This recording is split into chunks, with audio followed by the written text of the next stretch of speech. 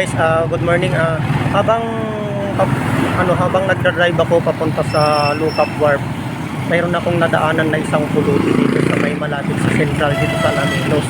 Kaya nagpasya akong lapitan siya para tanungin at malaman kung kumain na ba siya o hindi pa.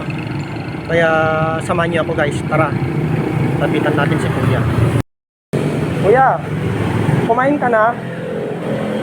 Kumain ka na? Hindi pa.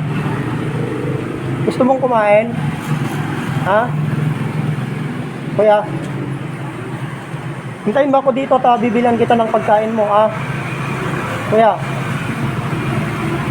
saglit lang ha, saglit lang. Kukuhanan kita ng pagkain mo, ah.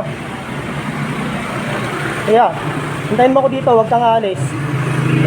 Huwag kang aalis dito, ah. Guys, nakausap natin si Kuya. Hindi pa siya kumakain kaya pupunta tayo sa sa karinderya. Bibili tayo ng kahit anong pwede niyang kainin para makakain na rin siya ng almusal. Kasi baka hindi pa siya kumakain talaga, wala pang laman yung tiyan niya. Kaya tara guys, doon tayo sa sa karinderya. Dito na tayo sa guys, karinderya. Bibilan natin si Kuya ng kakainin niya. Tapos, syempre, kahit matulungan lang natin siya ng kahit kaunti, malaking bagay na yun para sa kanya.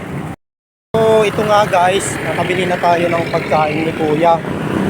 Ihatid na lang natin sa kanya. Kawawa naman eh. Doon siya sa kabila. So, tatawid tayo. Kuya, pagkain mo. Hindi ka pa kumain? It's Sunday. Kainin mo yan para magkalaman yung tiyan mo. Sige na Kuya. Ito. Kumain ka na po ha. Kainin niyo po yan Kuya ha. Sige na Kuya. Yun na nga guys, naibigay na natin yung pagkain ni Kuya.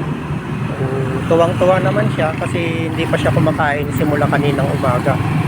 Kaya sana sa mga kasama natin dyan ng mga content creator, kaya pag may nakikita tayong mga ganitong sitwasyon ng mga tao, sila po dapat yung nauna natin tulungan kasi sila po yung mas mga nangangailangan.